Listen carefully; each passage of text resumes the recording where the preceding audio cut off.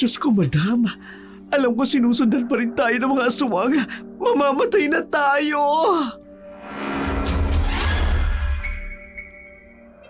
Lalaban tayo. Hindi tayo magpapagapi sa mga aswang na yan. Sige, yan ang nararapat niyong gawin. Ang umatras, mga mahihinang nilalang.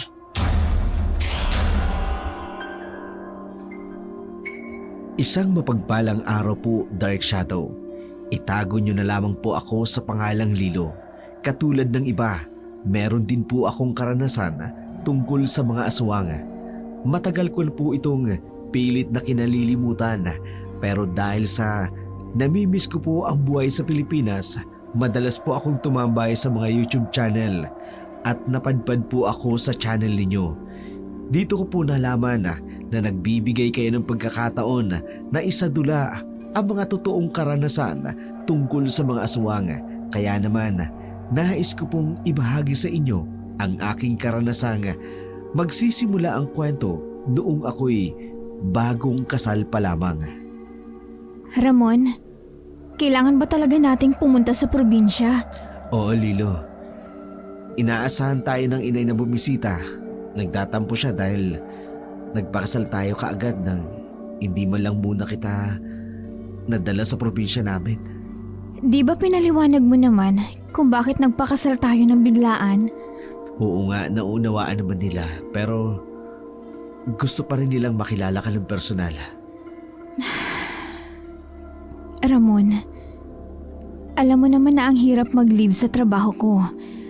Alam mo namang pahirapan mag-leave sa call center. Sige na, mahal. Pumayag ka na. Birthday din kasi ni inay. Pagbigyan na natin siya. Sige. Sige na nga, payag na ako. Basta 1 linggo lang ha. Alam mo namang kailangan nating mag-ipon para sa panganganak ko. Maraming salamat, mahal. Tsak matutuwa si inay. Pero isama natin si Tati. Si Tati? Bakit? Para siyang sumagot ng mga email ko sa ibang kliyente sa part-time business ko. Alam mo, hindi ko pwedeng ipagkatiwala sa kanya ang negosyo nang walang supervision ko. Alam mo naman ang baklang yun. Sige. Payag na ako. Bagong kasal pa lamang sina Lino at Ramona. Minadali nila ang kanilang pagpapakasala dahil buntis na si Lilo. Ayaw din kasi ng mga magulang niyang lumaki ang tiyan nang hindi pa sila naikasal ng kasintahan. Si Lilo, isang supervisor sa call center, habang si Ramon naman, isang civil engineer. Hindi sila kinakapos sa pinansyal, subalit gusto pa rin nilang mag-ipon para sa kanilang magiging anak. Hindi pa kailanman nakararating ng probinsya ni Ramon si Lilo, kaya hindi pa rin niya nakikilala ng personal ang pamilya ng kanyang asawa. Kaya naman, nang humiling si Ramon na bumisita sila sa probinsya, kahit nagdadalawang isip si Lilo, pinagbigyan niya lamang ito. Mahal, maayos na ba ang lahat ng dadali nating gamit? Oo na, nailagay ko na sa maleta. Ay, kung hindi lang sana ako buntis. Pwede sana tayong mag-book na lang ng ticket sa eroplano papunta dun sa inyo. Iyaan mo na, mahal. Kaya ko naman mag-drive ng 8 oras na straight sa biyahe. Ay, Oh, lalim yata ng buntong hininga mo. inaalala ko lang kasi tong bahay natin. Walang tatao dito. At mabuti na lang din at pinayagan ako ng boss ko na mag-immediate vacation, which is unfair para sa iba. Mahal, huwag mo nang alalahanin itong bahay natin. Secure dito. Tsaka tungkol naman sa trabaho mo, deserve mo na magkaroon ng vacation leave. Hindi mo pa naman ginagamit ang vacation leave mo nung nakarang taon, di ba? Ikaw talaga. Nahahanapan mo talaga ng rason ng lahat. Siyempre, ako pa ba? Oo, ikaw. Ang yabang mukha mo. Teka, mahal. Hindi pa ba gumagalaw o sumisipa si baby? Hindi pa. Mag-4 na buwan pa lang naman tong tiyan ko. Maghihintay ka pa ng ilang buwan. Excited na kasi ako, mahal. Ako rin, mahal. Excited na rin ako makita ang magiging anak natin. Hello, nak. Ako ang daddy mo. Excited na ako makita ka. Ano ka ba? Ikaw talaga. Hindi pa yan gagalaw. Sandali Tatawagan ko muna si Tati. Sasabihin ko na dito na siya magpalipas ng gabi. Mabuti pa nga.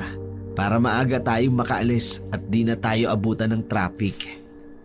Matiwasay na natulog ang mag-asawa nung gabing yun. Pagsapit ng alas 5 ng umaga, gumayak na sila upang umalis sakay ng kanilang Ford Bronco. Dumaan muna sila sa isang drive-thru upang bumili ng baon nilang pagkain para sa biyahe. Umorder si Tati ng isang large hot coffee at iba pang pagkain. Samantalang kape lang ang inorder ni Ramon. Hindi kasi siya mahilig sa pagkain may maraming seasonings at spices, lalo na ang bawang at asin dahil nagkakaroon siya ng allergy. Payapa ang kanilang biyahe. Sa sumunod na oras, nagising lamang sina Tati at Lilo nang huminto ang kotse. Mahal, bakit tayo huminto? Nakarating na ba tayo? Hindi pa, mahal. Mga 3 oras pa ang biyahe natin. Magkakarga lang ako ng gasolina. May gusto ka bang ipabili sa convenience store? Ekstrang tubig na lang, mahal. Paubos na kasi tong tubig natin. Sige, dito muna kayo Madam, ang gwapo talaga ng hobby mo, no? Galing mo pumili. Sinabi mo pa. Hindi ko nga alam kung paano niya ako nagustuhan Ang ganda kaya ng ex-girlfriend niya bago ako. Madam ha, maganda ka rin naman Medyo kinulang ka nga lang sa height. Pero carry na yan. Basta panlaban ng face, winner ka na. Maiba ako. Madam, ano ba nangyari sa kanila ng ex-girlfriend niya? Ang sabi sa akin ni Ramon, namatay daw at nakakaawa nga Kasi hanggang ngayon, hindi pa natatagpuan ng pamilya ng ex-girlfriend niya ang katawan nito. Teka, madam. Ang gulo Paano nasabing patay na siya wala naman palang katawang natatagpuan? I think the authorities found some of her belongings. Tapos, lumipas na ang ilang taon ng paghahanap, pero wala pa rin silang natatagpo ang bangkay. Kaya ayun, isinara na lang ang kaso. Nakakalungkot naman pala ang sinapit ng ex-jowa ni Papa Ramon. Madam, no? Pero parang blessing in disguise na rin, di ba? Kasi nakilala mo ang super-duper gwapo mong happy na si Papa Ramon. Uy, Tati, huwag ka nga magsalita ng ganyan. Masama yan. Sorry, madam. Carried away lang ako. Ang gwapo talaga. Baka pwedeng pahiram kahit saglit. Nagpatuloy ang pag-uusap ni Tati at Lilo hanggang bumalik na si Ramon sa natitirang 3 oras ng biyahe. Hindi na bumalik pa si Tati at Lilo sa pagtulog. Mag-aalas 4 na ng madaling araw nang makarating sila sa baryo nila Ramon. Madilim ang paligid, ngunit hindi maitatago ang payak na kapaligiran. Ang mga mangilang-ilang bahay sa paligid, ang mga mayayabong na puno. Lumiko ang kanilang sinasakyan sa isang makipot na daan, malubak na kalsada. Sa magkabilang gilid ng daan nakahilera ang nagtataas ang puno ng akasya. 15 minuto rin ang itinagal ng kanilang biyahe bago huminto ang sasakyan sa harapan ng isang malaking bahay na gawa sa bato. Ang yaman niyo pala, sir. Wala ka ng bahay niyo, ha? Hindi naman. May mga naipundar lang ang mga magulang ko kaya medyo nakaipon kami kahit konti. Kahit na, ang ganda ng bahay niyo. Alawak ng bakuran niyo. At may malawak kayong taniman ng mais at prutas, Iyaan mo mamaya, Tati. Kapag lumiwanag, pwede kang mamitas ang prutas kung gusto mo. Ay, talaga, sir? Naku, hindi ko papalampasin yan, lalo na maraming mangga. Ay, naku, masiba talaga ako sa mangga. Mahal, ang aga nating dumating. Nakakahiya naman. Mukhang madidisturbo natin ang tulog ng mga magulang mo. Huwag ka mag-alala, mahal. Alam naman nilang darating tayo. Tsaka, sanay na sila sa akin. Kahit noon pa, dumarating ako ng ganitong oras. Ikaw sabi mo. Alina kayo. Pasok na tayo. Madam, mabuti. Dala kayang DLSR ko. Dahil tsak na maraming magagandang tanawin dito. Ayos yan, Tati. Para may pagkaabalahan ka at hindi ka mabagot. Isang linggo kasi tayong mananatili dito. Carry lang, madam. Tsaka excited din ako kasi feeling ko makakahanap ako ng papa dito kasi pogi si Papa Ramon, di ba? Think positive lang, Tati. Makakahanap ka rin. Hindi ko lang siguro kasing gwapo. Ay, grabe ka, sir, ha? Hindi ka supportive.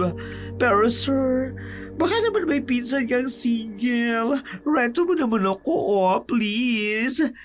Hindi naman sila lugi sa akin. Katatapos lang ng enhancement ko from Thailand. Look at my body, babaeng-babae. At, pak! Sobrang Latina! Ayaan mo, susubukan ko. Dadayo ang mga yun dito sa birthday ni nanay. Ay, bongga! Advance thank you talaga, sir, ha? The best ka. Sana kasi gwapo mo as mas gwapo pa sa iyo, ha? Oy, kayong dalawa nga dyan. Lalo na ikaw, Tati. Saka na nga landi. Tulungan mo muna ako dito sa mga gamit natin, please. Para may pasok na natin sa loob. Agad namang tumalima upang tulungan si Lino na ilabas ang kanilang mga gamit sa sasakyan. Samantalang si Ramon naman nagbubuhat ng mabibigat nilang gamit. Akmang bubuksan ni Ramon ang pintuan ng bahay gamit ang susi nito nang bigla itong bumukas. Doon tumambad sa kanila ang may edad na babae. Sopistikada ang tindig, napakaputi ng balata. Aristokratiko ang ilong na parang may dugong Kastila. Agad na lumampas ang paningin nito kay Ramon at dumapo kay Lilo. Nakaramdam ng kakaibang pakiramdam si Lilo sa paraan ng pagkakatingin sa kanya ng babae at ngayon sigurado siyang ito ang ina ng kanyang asawa. Nay, pasensya na ho. Nagising namin kayo. Hinihintay ko talaga kayo. Alin sa dalawang ito ang asawa mo?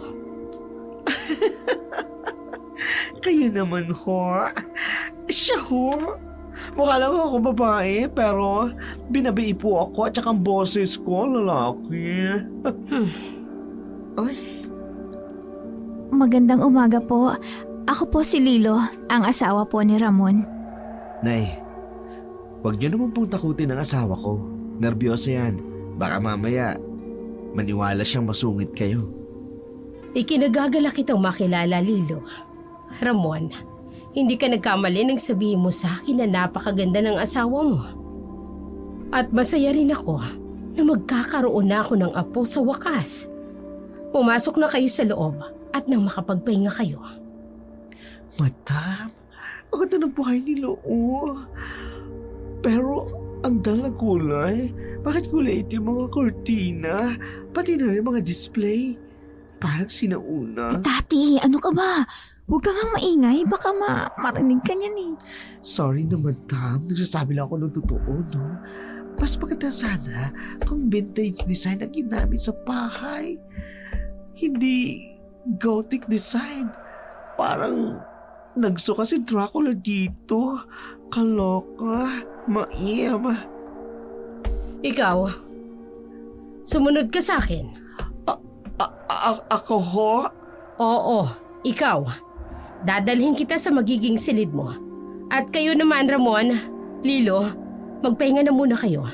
Alam kong pagod kayo lahat sa biyahe. Kaya mamaya na tayo magkumustahan. Nang tuluyan ng makapasok sa loob ng bahay si Lilo, sumang-ayon ang kanyang utak sa sinabi ni Tati. Masyado ang madilim sa loob ng bahay dahil sa mga kulay itim na kortina at mga display na parang luma na. Dim light din ang ilaw sa loob ng bahay. Naisip ni Lilo, Parang takot sa sinag ng araw ang mga nakatira sa bahay na yun matapos ang maikling pag-uusap sa pagitan nilang tatlo ni Ramon. Dinala siya ng kanyang asawa sa silid nito. Malaki at maluwang ang kwarto ni Ramon. May malaking glass window ito pero kulay itim rin ang kurtina. Hindi niya tuloy mapigilan ang sarili na magkwento. Mahilig ang pamilya mo sa kulay itim, ano? Oo. Paboritong kulay kasi yan ni nanay, tsaka yung namayapa kong lolo. Napansin ko lang halos lahat ng kulay ng kurtina, lahat kulay itim. Pati na rin dito sa silid mo, mahal. Ayaw mo ba ng kulay itim na kurtina, mahal? Gusto mo palitan natin? Ay nako, wag na lang, mahal.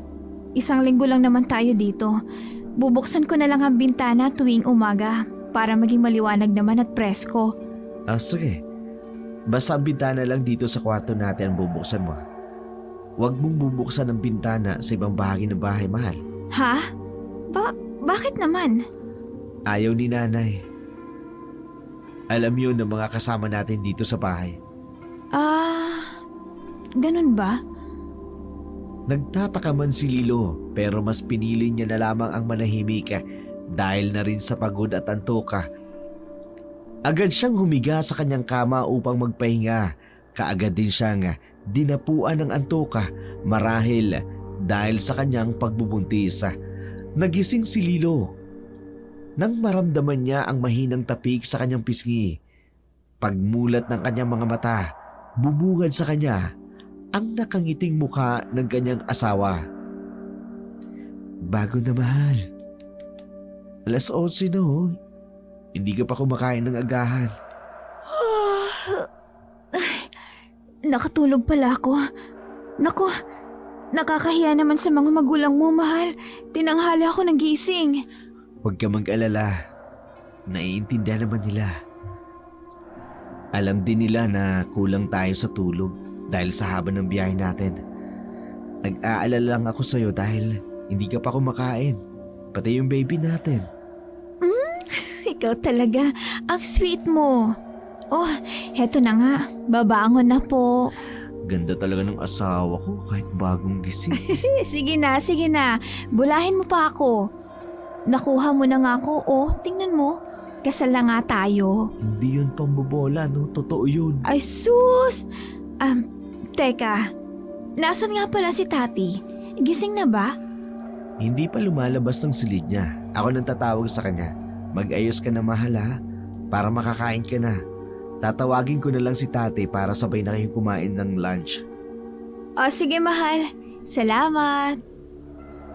Masayang nag-ayos si Lilo at pilit niyang isinuot ang kulay cream niyang dress na bumagay sa malaporsilanan niyang balata. Inayos din niya ang kanyang buhok upang mas expose ang kanyang leeg. Dala na rin siguro ng pagbubuntis niya. Kating-kati kasi siya sa buhok niya, lalo na kapag pinagpapawisan siya. Nang tingnan niya ang sarili sa salamin na sigurado niyang presentable na siya, nagdesisyon siyang hawiin ang itim na kurtina sa bintana ng kanilang silid ni Ramon. Pagbukas niya ng bintana, napahanga siya sa lawak ng taniman ng mais at ng mangga ng mga magulang ni Ramon. Ngunit sa lawak nito, hindi niya halos matanaw ang main road. Wala ding kapitbahay sila Ramon. Ang bahay nila ay nag-iisa sa gitna ng malawak na farm. Kumusta ang tulog mo, Tati? Nakatulog ka ba ng maayos? Sir naman, napaka-caring niyo. Baka agawin ko kayo sa asawa niyo, no? Masyado kang sweet. Para kang honeycomb. Ang landi mo talaga, Tati, no? Pati asawa ko, hindi mo na pinalampas. Kasi naman, madam. Tati, gusto ko lang masigurado kung maayos ba ang tulog mo. Aba, bisita ka namin. Nakakaya naman kung hindi ka magiging komportable dito sa bahay. Ay, sir. Total, package na talaga. Yummy ka na. Caring pa. Madam, ano ba gayong pinainom mo dito kay Sir Ramon para Magaya ko naman. Share your blessing, madam. Ano ka ba naman, Tati? Walang gayuma. Ganda ko lang, sapat na. Tama yan. Baka saan pa umabot ang usapan ninyo at ang asaran ninyong dalawa. Kumain na kayo. Ipatitikim ko sa inyo ang specialty ni nanay. Dinakdakan at hinaluan ng maraming utak ng pampalapot. Ay, gusto ko yung malapot. Parang ano? Parang ano, Tati? Ay naku, ikaw talaga, Tati. Ang utak mo, ha? Nasusobrahan na ng lapot. Napuno ng tawanan at asaran ang maluwag at malaking bahay nila Ramon. Umieko pa ang boses ni Tati at ni Lilo sa buong bahay. Sabay din nilang tinikman ang luto ng nanay ni Ramon. At isa lang ang masasabi nila, masarap itong magluto. Tama nga si Ramon, malapot ang mixture ng dinakdakan. Dala na siguro ng hinalo nitong utaka. Hindi naman alam ni Lilo kung anong utak ng hayop ang inihalo rito. Basta para sa kanya, masarap at malinamnam ang pagkain. Gustong gusto niya ang lasa. Matapos ang kanilang pagkain, nagpaalam na si Ramon sa kanya na may pupuntahan raw ito. Nabanggit din niya wala si Imelda, kaya naman sina Tati at Lilo ang natira sa loob ng bahay. Ang mga kasambay naman ng pamilya, hindi nila makausap dahil naglalagi lamang ito sa kani-kanilang gawain. Madam, nakakabagot naman dito. Lakad-lakad lang tayo sa labas para naman medyo makalanghap tayo ng sariwang hangin at makakita ng ibang tanawin. May naisip ako, Tati. Punta kaya tayo sa pinakabaryo. May gusto kasi akong kainin eh. Gusto kong bumili ng binagol. Madam, hindi naman natin sure kung may nagtitinda ng binagol dito. Eh di kung wala, eh di maghahanap ako ng iba. Alam mo kasi naglalaway talaga ako eh. Gusto kong kumain ng matamis. Yung tamang-tama lang ang tamis. Nasa akin nga pala yung susi ng Ford. Yung lumang owner type jeep kasi ang ginamit ni Ramon eh. Okay, madam. Dadali ko rin yung DSLR ko para makapag-picture din ako ng magagandang scenery na madadaanan natin. Ewan ko ba, bigla ako nag-crave sa matamis na pagkain. Dahil yan dyan sa pagbubuntis mo, madam. Ganyan talaga kapag buntis kung ano-ano ang gustong kainin. Umalis si Tati at Lilo, sakay ng kanilang kotse.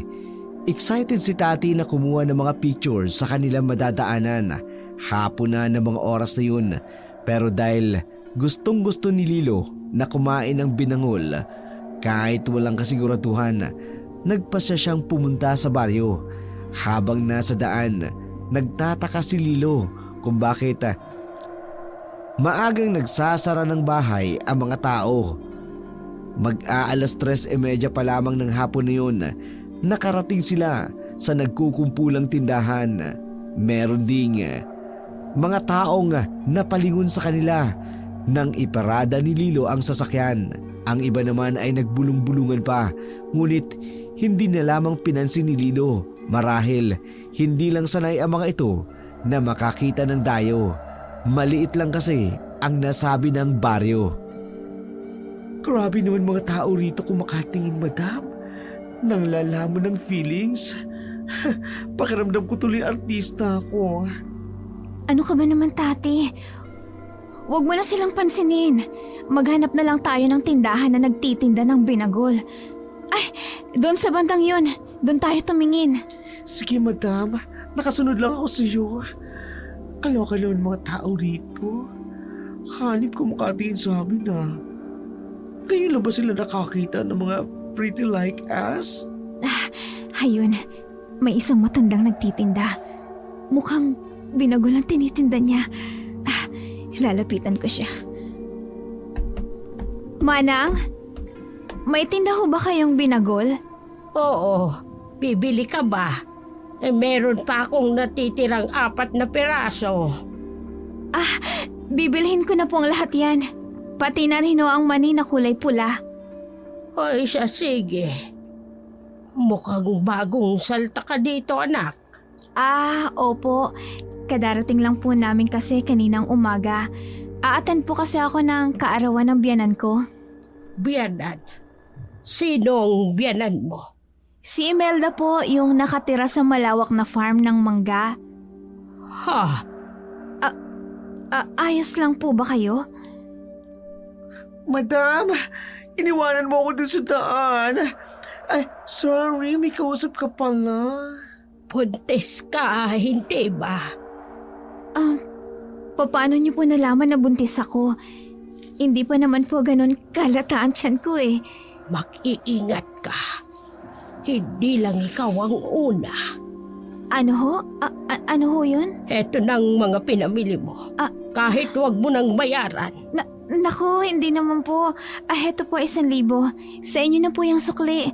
Nakakahiya naman po kung hindi ko kayo babayaran. Malulugi po kayo niyan. Mag-iingat ka, anak. Huwag kang basta-basta magtitiwala sa lugar na ito. Bakit po, Lola? May mga aswang po ba dito? Or worse, vampire? Higit pa sa inaakala mo. Oh my! Madam! Nakakatakot na pala sa lugar na to. Halika na, Tati. Umuwi na tayo. Sige ho, maraming salamat po ulit, Lola. Habang nagmamaneo pabalik sa bahay si Lilo, hindi niya maiwasang maalala ang bili ng matanda sa kanya. Parang meron itong alam at binalaan siya nitong mag-iingat, pero hindi niya alam kung saan siya eksaktong pinag-iingat. Ganun na lamang ang reaksyon ng matanda nang sabihin niya kung saan siya nakatira. Samantala si Tati naman hindi matigil sa kung ano-anong teorya tungkol sa sinabi ng matanda. Pagkarating nila sa bahay, agad niyang ipinirada ang sasakyan sa garahe. Ngunit laking gulat ni Lilo nang makita si Imelda na istrikto ang muka. Nakatayo ito sa may pintuan ng bahay. Tila ba hinihintay talaga sila. Saan kayo galing? Sa baryo po. Umalis na lamang kayo ng basta nang walang paalam? Nag-crave po kasi ako ng binagol. Kaya naisipan po namin ni Tati na umalis. Pasensya na po. Hindi kami nakapagpaalam. Wala po kasi kayo kanina eh. Bumili kayo kay Iska? Hindi ko po sigurado kung Iskaho yung pangalan ng nagtitinda. Hindi ko naman po kasi naitanong yung matanda. Si Iska na ngayon. Isang manggagamot ko, no? Ayoko nang mauulit ito, Lilo. Alam mo namang buntis ka. Ingatan mo ang bata. Ayokong may mangyari sa apo ko. Delikado ang lugar na ito. Lalo na kung gabi. Pasensya na po. Hindi na po mauulit. Mabuti. Pumasok na kayo. Naghanda ako ng hapunan. Huwag na natin hintayin si Ramon. Gagabihin niyo ng pag-uwi. Nagluto ako ng pinalambot na pata. Madam, nakakatakot na may biyanan mo. Parang kakainin tayo ng buhay kung makatingin. Ano ka ba? Huwag ka na ngang maingay. Baka mamaya marinig ka pa. Ay, sumunod na lang nga tayo. Ang OA naman kasi, madam eh. Sandali lang naman tayong lumabas, oh. Tati, tama na. Sumunod si Lilo at si Tati kay Imelda patungo sa kusina.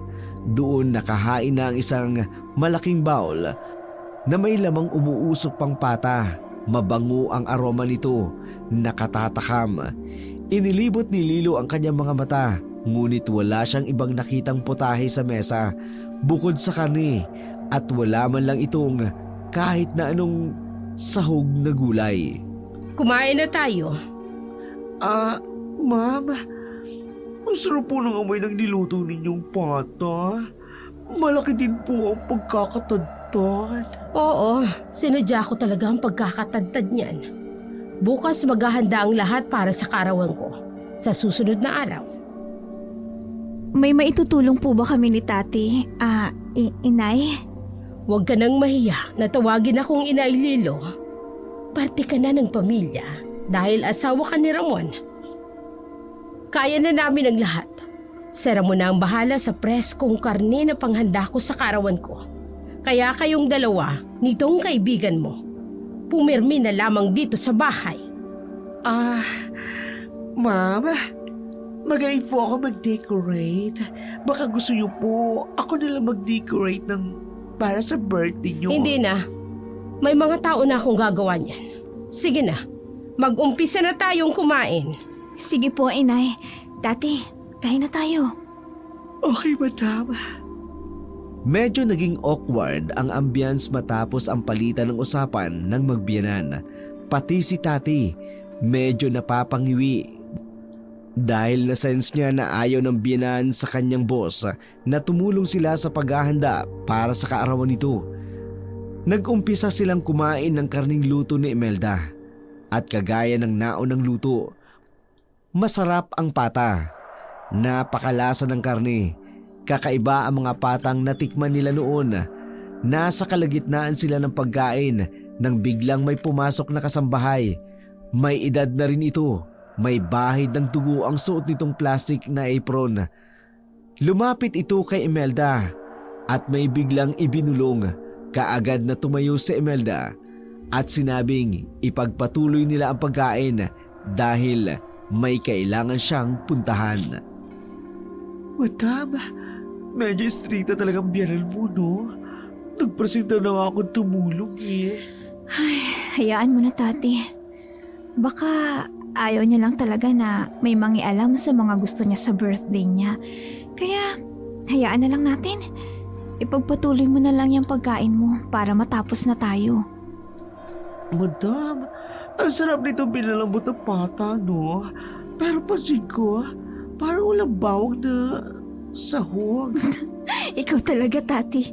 Kung ano-ano ang napapansin mo, kumain na lang nga tayo, okay? Pero madam, nakita mo ba yung kasampay na pumasok kanina? May dugo siya sa apron at mukhang fresh. Tingin mo, madam, may katayan kaya sila ng baboy? Ano ka ba, Tati? Lahat na lang ba talaga napapansin mo? Normal lang sa probinsya ang ganyan. Sila mismo ang nagkakatay ng hayop para sa okasyon.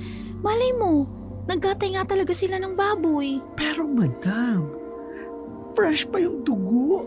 Tapos wala naman akong narinig na tunog ng baboy na kinatay. Ay naku, huwag mo nang guluhin ang utak mo kakaisip. Sige na, kumain na lang tayo para makain ko na yung binagol na binili natin. Ay, naglalaway na talaga ako dyan eh. Okay, madam. Nag-wonder lang naman ako eh. Ay, kakaiba talaga mga tao dito sa bahay ng biyanan mo, madam. Yung katulong, hindi mo lang natin makausap. Lumabas lang tayo saglit na imbiyerna yung biyanan mo. Ay, hayaan na lang natin. Sumunod na lang tayo para wala ng gulo. Kahit pilit na sinasaway ni Lilo si Tati sa kung ano-anong napapansin nito sa bahay nila Ramon, hindi tumigil ang malikot na teorya ni Tati. Kaya ng gabing yun, pumasok si Lilo sa silid ni Ramon, dala ang binangol na binili nito. Samantala, si Tati naman, pumuslit sa kanyang silid, lumabas ng bahay. Nasa harap siya ng bahay nang mapansin niya ang lumang Honor type jeep na paparating. Ito ang sinakyan ni Ramon kaninang umaga nang umalis. Gusto niyang batiin ang asawa ng kanyang boss pero may nagdikta sa kanya na magtago. Kaya yun ang ginawa niya. Nagtago siya sa likod ng malaking puno ng mangga.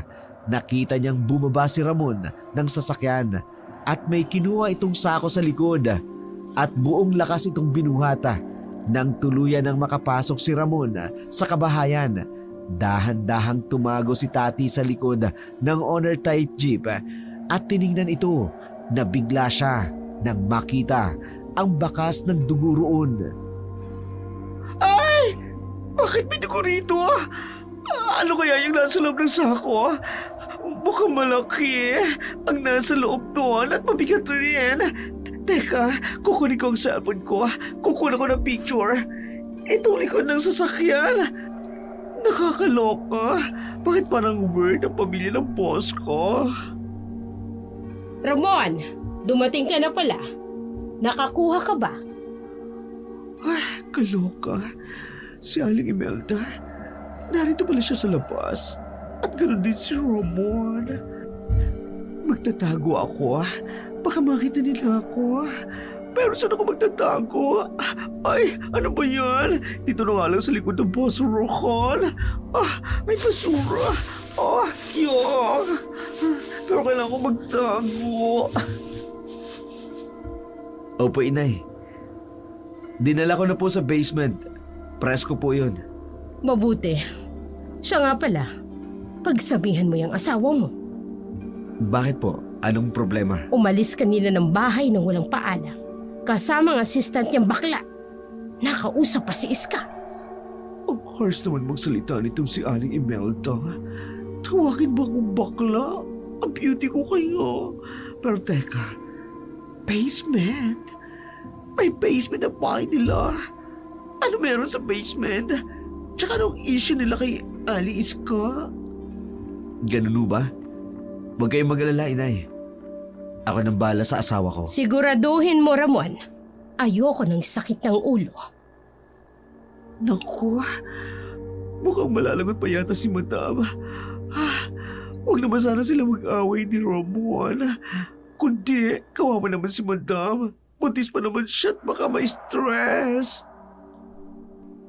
Hindi maitago sa mukha ni Ramon ang pagkadismaya sa narinig na umalis si Lilo at si Tati para sa kanya.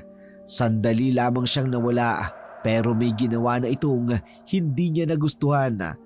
Samantala, si Tati naman naruroon pa rin siya sa likod ng malaking basurahan at nagtatago.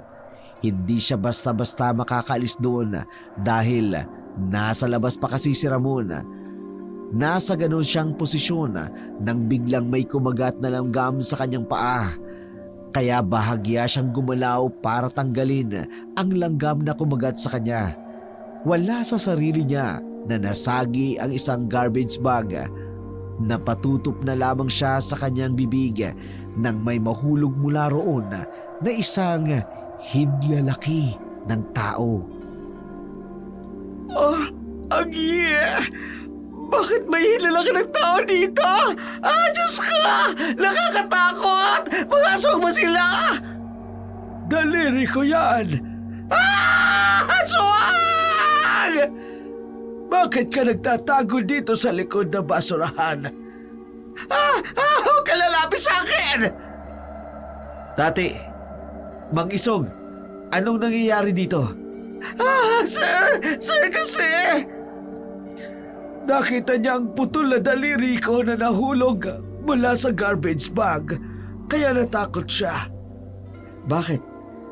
Anong nangyari at naputol ang daliri mo, Mang Isong? Sir, kasi... Kasi? Nakita niyang,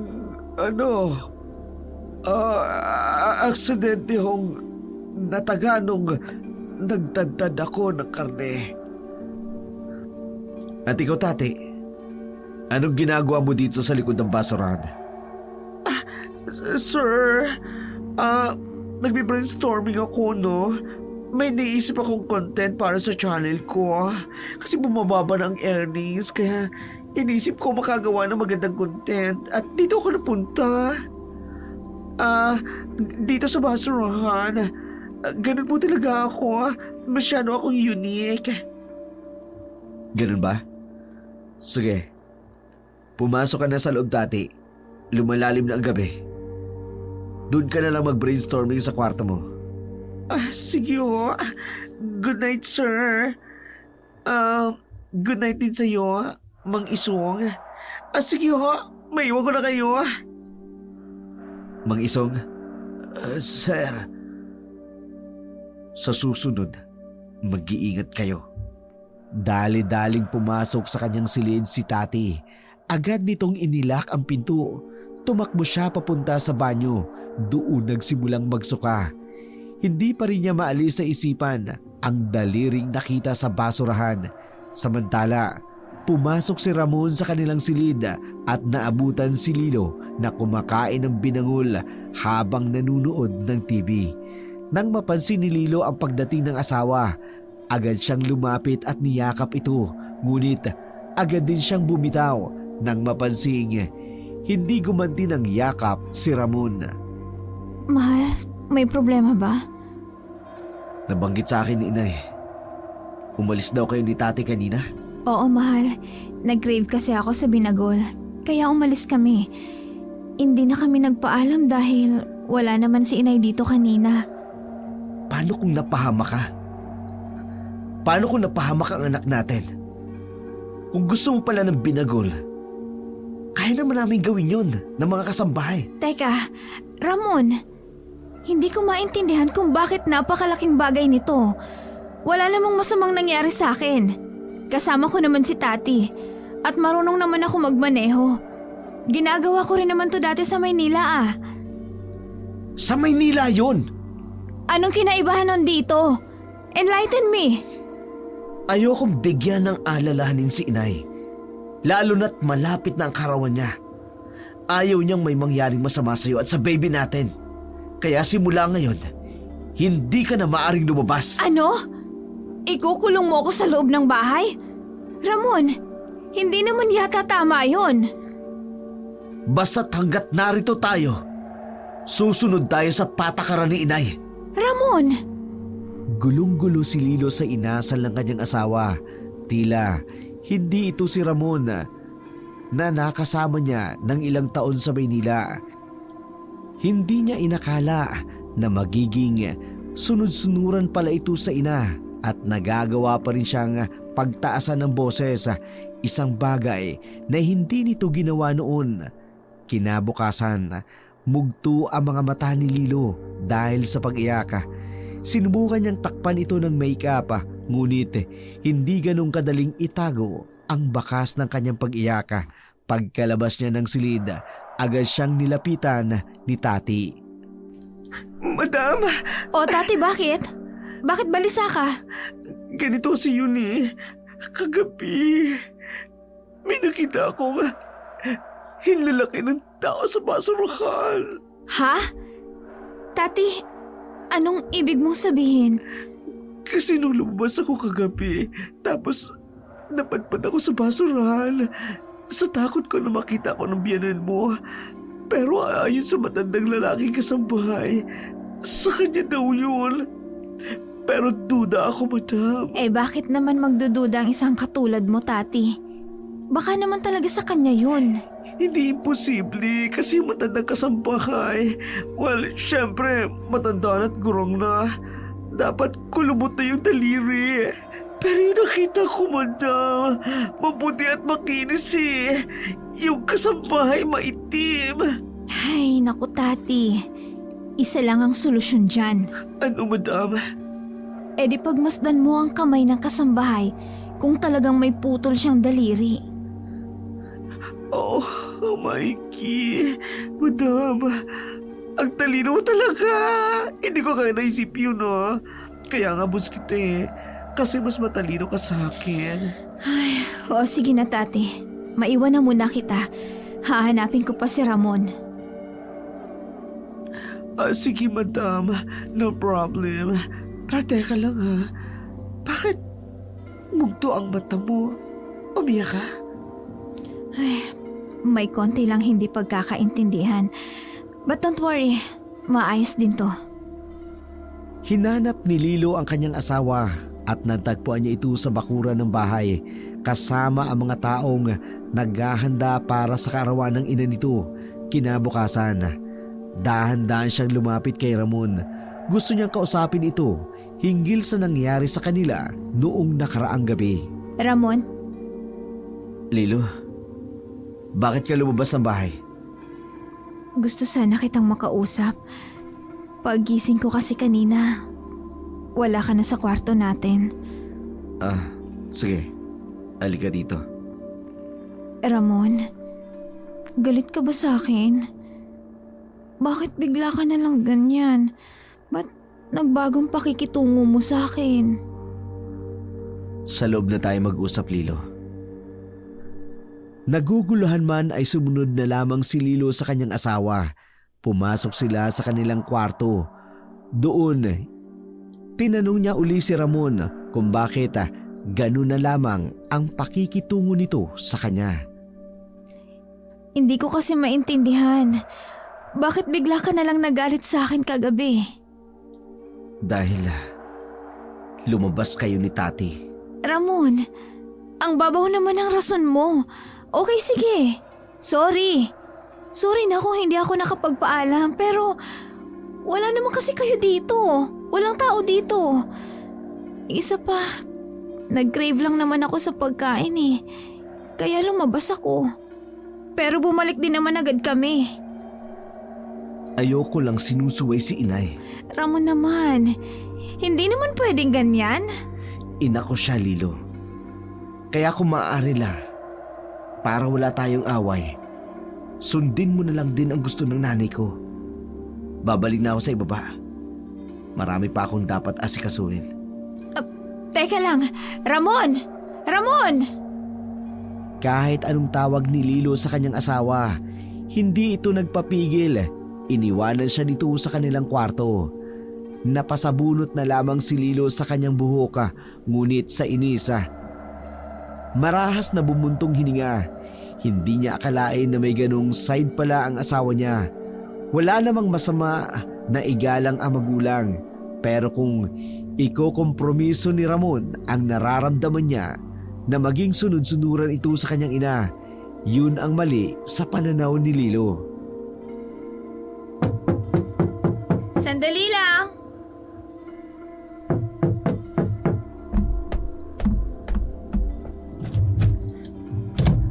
Madam, pasensya na't pinunta kita dito sa kwarto mo ha. Nakita ko kasi si Papa Ramon papunta sa bakuran. Kaya naisip ko, puntan ka rito. Sinusubukan ko siyang kausapin, pero nagbibingi-bingihan siya. Hindi pa rin kayo ayos? Ano ba kasi pinagtatalunan nyo? Yun nga, yung paglabas natin kahapon. Nagalit daw kasi ang nanay niya. Ay naku madam, pwede ba akong pumasok sa kwarto mo? May sasabihin ako sa iyo. Alika, sige, pasok ka. Bakit? Anong sasabihin mo? Di ba naikwento ko sa iyo kung anong nangyari sa akin nung nakita kong putol na daliri? Oh, Bukod doon, may narinig ako. Si Papa Ramon at ang nanay niya nag-uusap. Kaya ako nagtago sa likod ng basurahan. tungkol saan? Tungkol sa paglabas natin. Mukhang inis si Aling Imelda sa paglabas natin. At ito pa ha, mukhang nagalis siya nang kinausap natin ang matandang tendera ng binagol. Ano naman ang dahilan niya para magalit kay Aling Iska? Yun na nga eh. At ito pa ha, habang nagtatagal tayo dito, marami akong napapansing kakaiba. Kakaiba? Kagaya ng ano? Una, di ba dapat mamamalay ka sila ngayon? Oh, O kaya nung isang araw pa? Dahil may okasyon sila bukas? Pero wala.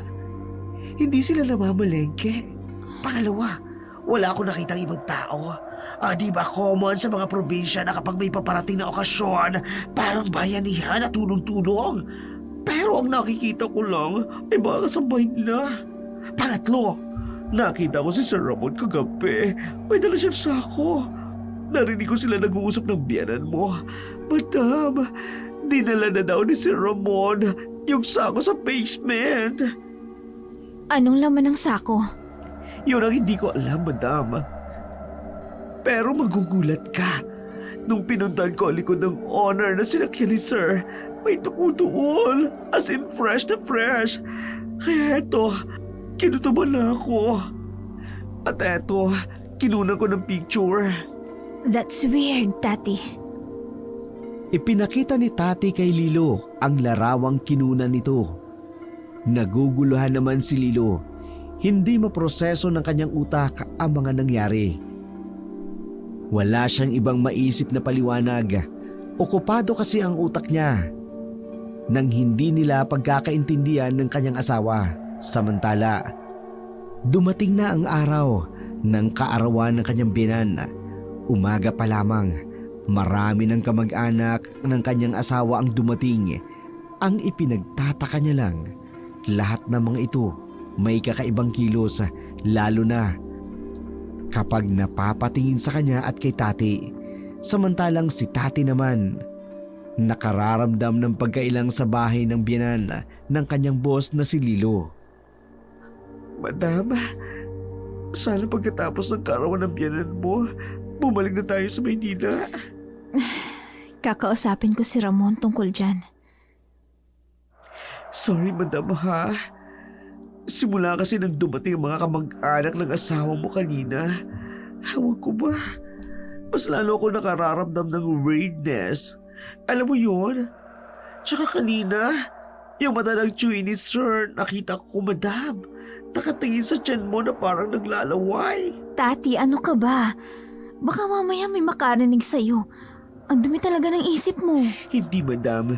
True lang sinasabi ko. Ay, kung hindi na masamang isipin na asong yung chewing niya. Tati, ano ka ba? Sige na, paparating na yung biyanan ko. Yung bibig mo, iti ko muna ha. Kumusta kayong dalawa rito? Halina kayo sa hapag. Nakahanda ng mga pagkain. Naroon na din ang mga bisita. Opo, inay. Tati, halika na. Sumunod na tayo kay inay. Tahimik na sumunod si Lilo at Tati kay Imelda hanggang makarating sila sa kusina. Doon, naruroon ang halos lahat ng bisita nito. Nakaupo ang iba, kadalasan ay mga matatanda. Palihim na pinagmasdan ni Lilo ang paligid. Doon niya napansin ang mga nakahandang pagkain. Kakaiba ang mga ito sa normal na handa dahil wala siyang ibang nakikita kundi puro karne lamang ang nasa loob at niluto ng iba't ibang putahe. Ang nakaagaw pansin sa kanya, ang isang matanda na kumakain ng steak na halos parang hindi niluto. Tumutulo pa ang dugo sa bawat pagsubo nito. May lechon belly din sa hapag. Napukaw ang atensyon ni Lilo nang lapitan siya ng asawang si Ramon at iginiyang maupo sa parehong mesa. Kasalo ang mga matatanda nitong kamag-anak. Napalulok siya nang mapansin ang lahat ng mga mata nakatuon sa kanya, lalo na sa kanyang tiyan. Kumain ka nitong steak. Isa ito sa pinakamasarap na handa tuwing kaarawan ni nanay. Tapos itong inihaw na lamang loob. Ramon, sabi kasi ng OB ko, hindi ako pwedeng kumain ng hindi masyadong lutong pagkain. Lalo na red meat. Makakasama raw kasi kay baby. Lilo, Kainin mo na yan, Lilo. Kailangan niya ng apo ko. Kailangan matuto kang kumain ng mga kinakain namin. Masarap ang karne na yan. Primera klase. Kaya sige na, kainin mo na. Pero, kainin mo na, Lilo. Magtiwala ka sa akin. Masarap yan. Diyos ko, ayoko naman. Pero, lahat sila nakatingin sa akin na tila ba napakalaking krimen kung hindi ko sila susundin. Ay, bahala na. Kakainin ko na lang kahit nasusuka ako sa dugo sa plato ko. Masarap, hindi ba, mahal? Oo. Masarap. Masarap, mahal.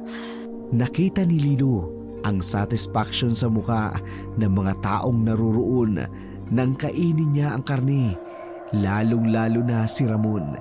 Si Lilo naman, hindi maunawaan ang lasa ng karne na kanyang kinain, pero isa lang ang sigurado niya, hindi yun karne ng baka. Paborito niya kasi ang steak at madalas siyang kumakain sa isang sikat na steakhouse sa Maynila. Napabaling ang tingin ni Lilo kay Tati at nakita niya ang pag-aalala sa mata nito. Pagkatapos nilang kumain ng halos puro karning handa, akala ni Lilo uuwi na ang mga kamag-anak ng kanyang biyanan, pero nagkakamali siya. Pumunta ang mga ito sa bakuran ng bahay. Inilabas ang isang mesang gawa sa tabla. Nagtataka si Tati kung para saan ang mga iyon. Madam, habang busy sila, pumuslit na tayo. Pumuslit? Saan naman tayo pupunta, Tati? Hanapin natin yung basement ng bahay. At ano naman ang gagawin natin kapag nahanap natin? Eh di pasukin natin. Madam, alamin natin kung anong nandun. May iba ako naisip. Ano yun? Gusto kong makausap si Aling Iska, Tati. Madam, malabo yun. Nariyan ang asawa mo. Hindi tayo basta-basta makakaalis dito. Masama ang kutob ko, Tati. Yung karning kinain natin kanina. Alam kong hindi yun karne ng baka. Kakaibang lasa, Tati. Madam, hindi kaya mga cannibal sila. Yung kumakain ng tao. O kaya naman, hindi kaya mga aswang sila, madam. Wala ka bang ideya? Tati, wala eh. Hindi ko alam ang family background ni Ramon. Isa pa, ito ang pinakaunang beses na nakarating ako dito. At hindi ko alam kung anong pamilya meron sila. Diyos ko, ano ba itong napasukan natin? Sayang ng pinaritoke ko sa Thailand. Masisira lang lahat sa stress.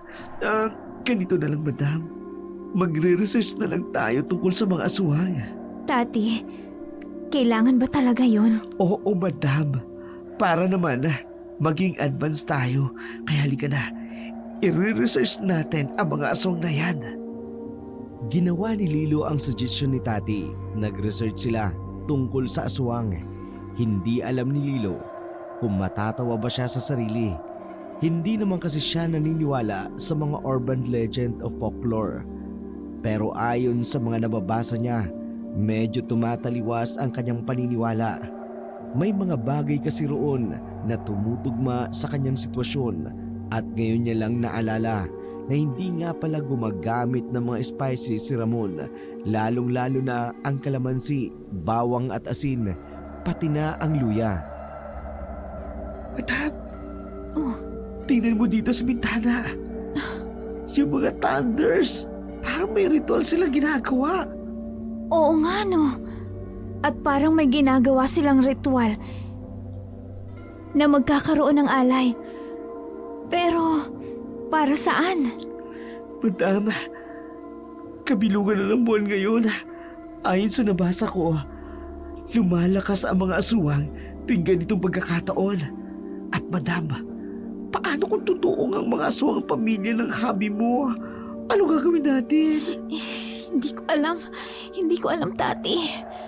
Parang hindi ko kayang isipin na aswang ang asawa ko. Madam, natatakot na ako. Ayoko pang mamatay. Lalo pang pagpiyesta ng aswang. Sandali, dito muna tayo. Magmatsyag muna tayo, Tati. At huwag nating ipahalata sa kanila na nagdududa tayo sa pagkatao nila. Kailangan nating makasiguro kung tama nga ang mga hinala natin. Yung mga handang karni, madam. Tuda talaga ako doon. Pabuti pa, pumunta tayo sa kusina. Tingnan natin kung anong klaseng karne ang mga yun. Sinamantala ni na Tati at Lilo ang pagiging abala ng pamilya ng kanyang asawa't biyanan sa ginagawa ng mga ito sa bakuran.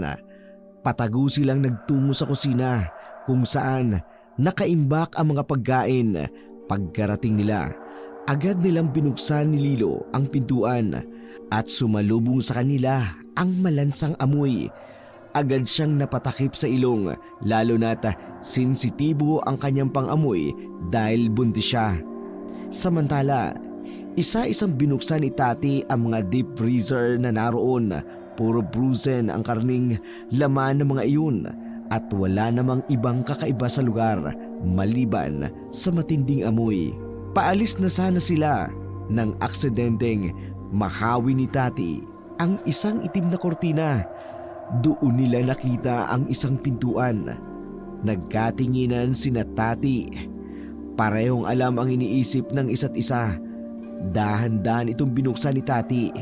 Tumambad sa kanila ang isang hagdan patungo sa kung saan. Tati, alam mo ba yung ginagawa natin? Baka kung saan patungo ang hagdan na to. Wala akong makita. Ang dilim. Madama, kung wala silang itinatago, bakit itinatago nila ang silid na ito?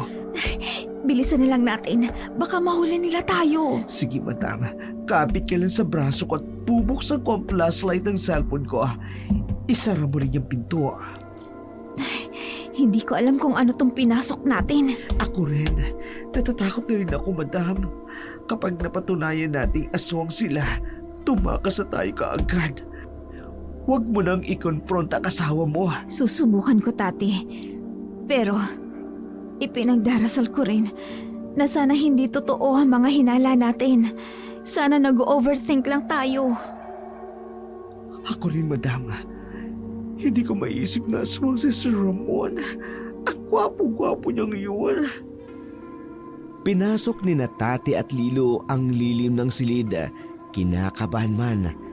Pareho nilang gustong malaman kung anong misteryo ang bumabalot sa asawa at pamilya ni Lilo. Samantala, napansin ni Imelda na wala sa pagtitipon ang manugang kaya't nilapitan niya si Ramon at nagtanong. Ramon, nasaan ang asawa mo? Kanina ko pa hindi nakikita. Baka nasa silid na. Nagpapahinga. Hindi pwedeng wala siya sa pagtitipong ito. Alam mo naman na importante ito sa pamilya. Siya nga pala, kumusta ang espesyal na handa? Huwag kang mag-alala, inay. Sinigurado ko maayos yun. Magaling anak. Pero yung asawa mo, hindi ko siya gusto para sa'yo. Kapag nanganak na siya, kunin mo kaagad ang bata. At alam mo na ang susunod na gagawin sa ina. Pero inay, Huwag mo sabihing mahal mo na ang babaeng yon, Ramonito.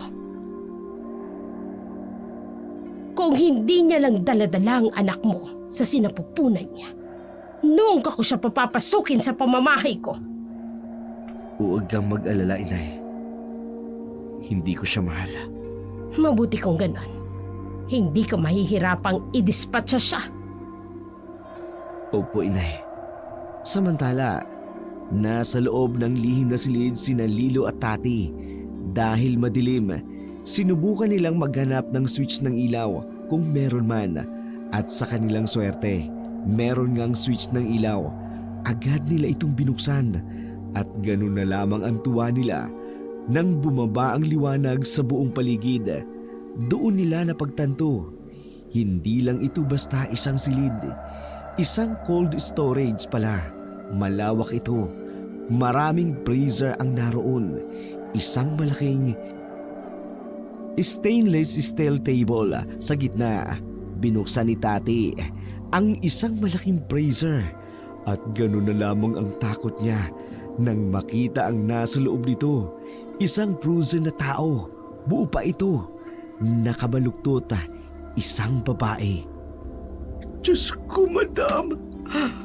Mga kriminal ang pamilya ng asawa mo. Imposible hindi siya sangkot dito. Ay, Diyos ko. Hihimatayin ako. Ang daming mga putol na katawan sa ibang freezer. Diyos ko, anong klaseng pamilya meron ang asawa ko? Madam, mga sumaga sila. Ibig sabihin, lahat ng kailangan natin, laman ng tao. Hindi. Nakakadiri. Kumain ako ng lamang loob ng tao. Diyos ko, kadiri. Bumalik na ng sikmura ako. Tama na, Tati. Hindi na ako. Ay, Diyos ko, Tati. Tati. Sandali. Bakit? May paparating. Yung ilaw. Kailangan nating magtago. Bilisan mo. Pero, saan tayo pwede magtago dito? Hindi ko alam. Papatayin ko lang yung ilaw, madam. Doon tayo magtago sa likod ng isang malaking shelf. Sisiksik tayo doon. Sige na, bilisan na natin, Tati. Oo, madam. Halika. Bilis. Diyos ko. Huwag sana nila tayong makita. Buksan mo ang ilaw. Opo, inay. Nakita mo na ba ang asawa mo? Hinahanap na siya ng iba nating kamag-anak. Hindi pa ako nakakapanik sa silid namin, inay. Siya nga pala, yung assistant niyang bakla. Mas maganda yatang itumba na natin mamaya. Mukhang makating dila nun. Huwag na nating hintayin matuklasan niya ang sikreto natin at sabihin pa sa asawa mo. Diyos ko, madam, balak akong patayin. Anong gagawin ko? Tatakas tayo, Tati. Hindi ko kayang manatili pa dito. Pero inay, mas lalong magdududa si Lilo kapag nawala si Tati. Eh di gawan mo ng paraan. Sabihin mo lumayas o pinabalik mo ng syudad. Kaya ka nga namin pinag-aral at pinatira sa syudad para matuto kang makisalamuha sa kanila. At madali mo silang maloko, yung mga taong yan. Pero inay, matalino si Lilo. Hindi siya basta-basta maniniwala. Basta. Papatayin natin ang baklang yon at kakainin natin ang lamang loob niya. Masusunod po, inay. Kunin mo ng frozen na bangkay ng dalagang pinatay mo. Ipatadtad natin kay Isong. At ang alay, kailangang maialay natin ang preskong dugo niya sa ating anito pagsapit ng 12:00 ng hating gabi. Hindi makapaniwala si Tati at Lilo sa kanilang narinig. Halos himatayin sila sa takot at pandidiri. Nakasiksik sila sa likod ng isang shelf. Mabuti na lang, hindi nagawi sa bandang yun ang mag-ina. Nanlamig silang dalawa dahil bumaba ang kanilang temperatura sa loob ng cold storage. Dahan-dahan silang lumabas nang masiguradong nakalabas na ang mag-inang aswang. Madam, ayokong mamatay. Hindi ko naman hahayaang mamatay ka, Tati. Gagawa tayo ng paraan. Tatakas tayo dito. Pero paano, madam? Ang dami nila. Paano kung magtulong-tulungan nila tayo? Hindi kaya ng beauty ko ang ritokada. Diyos ko, kung alam ko lang, hindi na sana ako nagparitoke ng ang mahal pa naman ang gastos ko dito. Dumikit ka lang sa akin. Huwag kang hihiwalay sa akin kahit na anong mangyari. Ayaw nilang malaman ko ang sikreto nila. Kaya maaaring hindi ka nila magagalaw kapag nasa tabi lang kita. Madam, hindi naman yata pwede yun. Hindi naman ako pwedeng tumabi sa iyo sa pagtulog. Sa iyong dalawa. Ay, oo nga pala, no. May punto ka nga pala dun. Ganito na lang. Lumabas na tayo dito. Bago pa nila malaman na nandito tayo. Agad na lumabas ang dalawa mula sa cold storage at mabilis na tumalilis patungo sa silid ni Tati. Nanginginig sa pinaghalo-halong emosyon si Lilo. Hindi lubos maisip ni Lilo ang maitim na sekreto ng kanyang asawa. Ngunit kailangan niyang tibayan ang kanyang loob upang tumakas. Naisip niya ang anak na nasa kanyang sinapupunan. At si Tati dahil siya ang nagdala rito ng kanyang asawa. Mahal? Narito ka lang pala sa silid ni Tati. Kanina pa kita hinahanap. Diyos ko, kailangan kong magpanggap na wala akong alam. Sana kayanin kong panindigan ito ng matagal. Oo, mahal. Nakikipagkwentuhan lang ako. Medyo kasi nababagot ako eh. Ganun ba? Bakit hindi mo kaagad sinabi? Pwede naman kitang samahan. Ano ka ba? Ayos lang. Okay lang ako, mahal. Alam ko naman kasing busy ka sa paghahanda sa kaarawan ni Inay. Kaya dito lang muna ako kay Tati. Tati, pwede bang dito muna ako? Oo naman, madam. Pwede. Ayos ka lang ba, mahal? Bakit parang namumutla ka? May sakit ka ba? Ay, wala naman, Ramon. Ayos lang ako. Dito lang muna ako sa silid ni Tati, ha? Sige na, pumunta ka na dun sa kasiyahan. Pero hinahanap ka ni Inay. Gusto niyang sumali ka sa pagtitipon ng pamilya. Mahal, maiintindihan naman siguro ni Inay, di ba? Alam niya naman na buntis ako at gusto ko sanang magpahinga ng maaga. Please. Sige, sasabihin ko sa kanya. Ikaw, Tati, nais mo bang makisaya sa amin? Ako ho? Naku sir, masaya na po ako sa buhay ko kahit hindi na ho, salamat na lang. Umalis nang may pagtataka si Ramon sa asal ng kanyang asawa at ng assistant nito. Masyadong distant sa kanyang asawa at pansin niya ang pagiging balisa nito. Ganon din si Tati. Inisip niya kung dahil pa rin ba ito sa pagtatalo nila. Pero may pakiramdam siya na may ibang dahilan. Samantala, hindi mapakali si Tati at Lilo. Pareho silang pabalik-balik ng lakad. Pinag-iisipan nilang mabuti kung paano makakaalis sa farm na yun nang hindi namamalayan ng mga aswang na ngayon ay nagtitipon sa labas mismo ng bahay. Tati, obvious naman na wala tayo makukuhang pangontra sa bahay na to. Wala talaga, madam. Alam mo na, ano kaya kung tumawag tayo ng pulis? I-parade natin yung storage. Magandang plano yan. Pero, ayoko nang mandamay ng ibang tao, Tati. Alam ko, hindi makakalabas ng buhay ang mga pulis dito. Paano naman tayo? Sigurado kung papatayin nila tayo. Ako nga pala. Kasi ikaw, di ka naman nila siguradong papatayin. Lalo na't buntis ka. Tama, Tati. May naisip na akong plano. Kung sakaling magkagipitan man.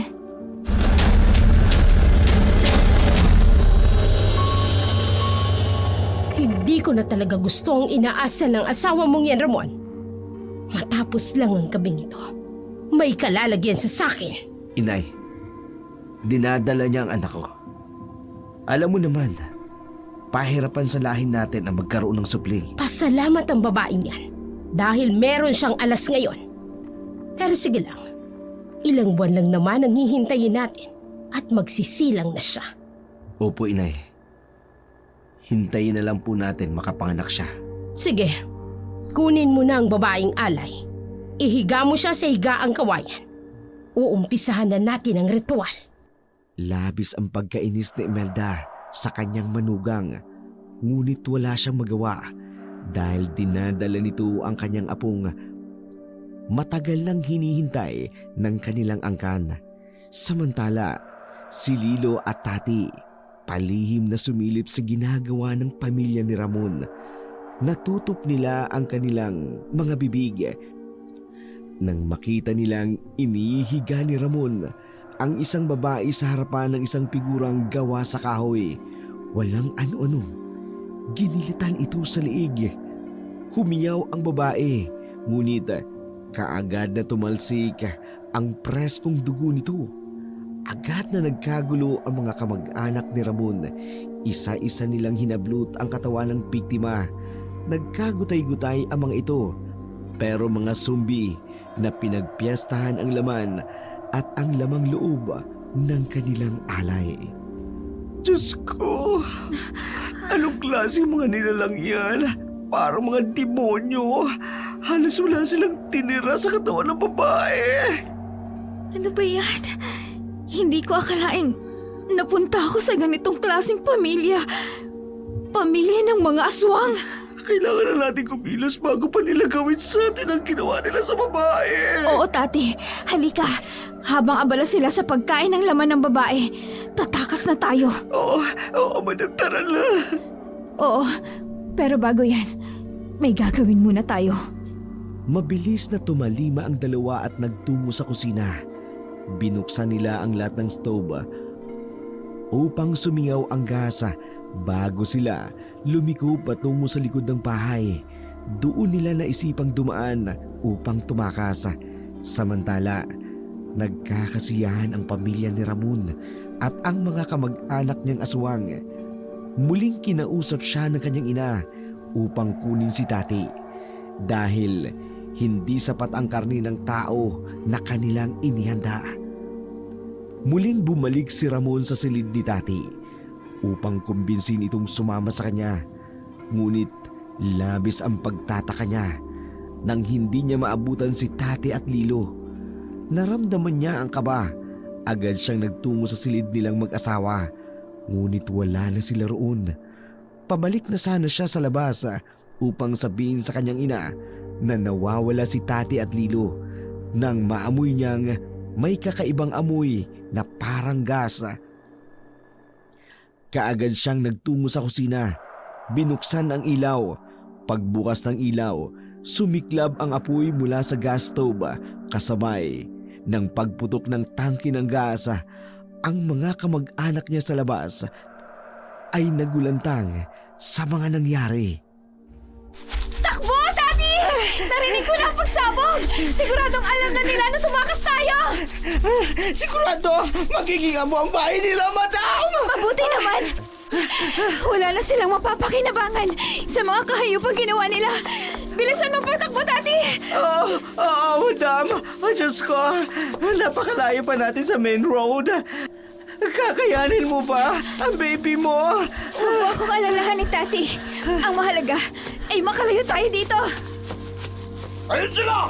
Habulin nyo! Huwag niyong hayaang makataas! Diyos ko, madam, nakita nila tayo. Takbo, Tati! Bilisan mo! Kahit anong mangyari, huwag ka huminto! Tumakbo ka lang! Diyos ko, ayoko pa mamatay. Marami pa akong para sa buhay. Hindi ba ako nakakatikim ng boylet? Takbo, Tati! Bilis! Mabilis na tumakbo ang dalawa. Ngunit mas mabilis ang mga aswang. Agad silang napalibutan ng mga ito. Nasaan yung aswang ang mga ito at may nakatatakot na itsura. Napakapit si Tati kay Lilo dahil sa takot. Wala silang dalang anumang pangontra maliban sa kustilyong hawak ni Lilo. Nasa ganung ayos sila nang dumating si Imelda kasama ang anak niyang si Ramon.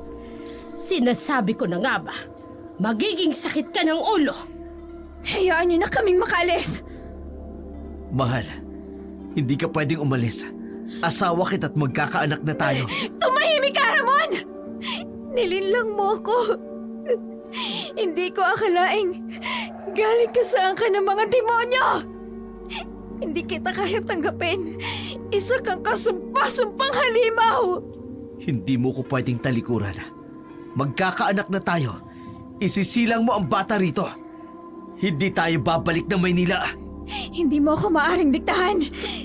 Lalo na ngayong alam ko na ang buo mong pagkatao. Sinunog mo ang bahay namin. Kaya ngayon, magbabayad ka. Buhay ng baklang yan ang kapalit! Diyos ko, madam, ayoko mamatay. Huwag niyo siyang gagalawin! Matapang ang babaeng ito, Ramon. Hindi tulad ng huli mong kasintahan na mahina. Madali lang natin siyang napatay. Anong sinasabi mo? Pinatay niyo si Hazel? Ang ex-girlfriend mo? Nalaman niya ang tungkol sa amin. Oo, pinatay namin siya at kinain. At pagkatapos, itinapon namin ang mga gamit niya sa malayong lugar para isipin ng mga pulis na doon siya pinatay. Huwag ka nang magmatigas. Wala ka ng takas, Lilo. Sige! Sige! Sa oras na saktan niyo kami, itatara kong kutsilyong to dito sa tiyan ko! Sige! Ano? Ramon, pigilin mo siya! Hindi pwedeng mamatay ang apo ko! Lilo, huwag mong gagawin yan.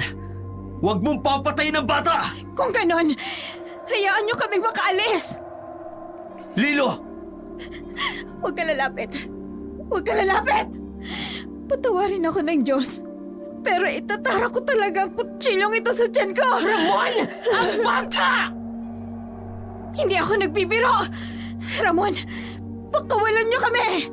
At hindi ko sasaktan ang anak natin. Nakikita kong mahalaga siya sa pamilya mo. Kaya kung ayaw niyo siyang masaktan, pakawalan niyo kami ni Tati!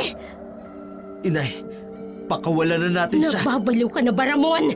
Hindi mo pwedeng pakawalan ng babaeng yan! Pag hindi natin siya pinakawalan, sasaktan niya ang anak namin. Utusan niyo ang mga alagad niyo.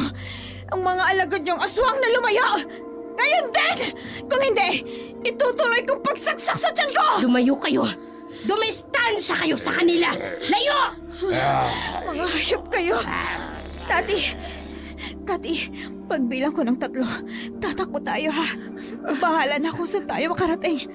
Basta, huwag lang tayong mahuli ng mga halimaw na yan. Oo, madama. Kasunod mo ko. Sige, 1, 2, 3, ngayon na Tati, takbo! Takbo! Habulin niyo sila! Huwag niyo hayaang makatakas! Bilisan mo, Tati! Aray ko, madam! Aray natin paluka ko! Ang sakit! Tati! Tumayo ka, bilis! Tumayo ka na! Tiisin mo na ang sakit! Kailangan nating makatakas! Huwag niyo hayaang makatakas ang dalawang yan! Dakpin niyo sila! Madam! Napakasakit talaga! Bilisan mo! Dali! Kumapit ka sa akin ng mahigpit! Dali! Hindi kita pwedeng iwan dito! Tatakas tayo ng magkasama! Malapit na sila, madam! Bilisan mo kami! Malapit na sila! Magkahawa kamay na tumakbo sina Lilo at Tati habang hinahabol sila ng mga aswang. Ngunit determinado silang makatakas. Marami ang aswang na pilit na sumisindaka at humahabol sa kanila. Halos mapugto ang kanilang hininga nang walang humpay na pagtakbo. Nasa kalagitnaan sila ng farm nang biglang makarinig sila ng isang boses ng isang bata at tinatawag sila. Dito! Dito, bilis! Sumunod kayo sa akin! Sumunod tayo sa kanya, Tati! Pero madama, baka aswang din yan! Wala na tayong pagpipilian. Maabutan nila tayo. Wala tayong laban. Bilisan niyo! Maaabutan nila tayo kapag hindi niyo binilisan! Tarian, bilis, Tati! Kaya mo yan! Sumunod ang dalawa sa batang. Bigla na lang sumulpot mula sa kawalan. Dumating sila sa isang makipot na daan.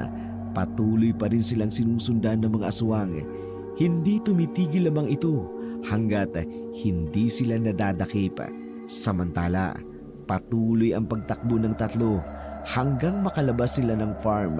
Ngunit hindi sila tumigil sa pagtakbo at patuloy nilang sinundan ang bata.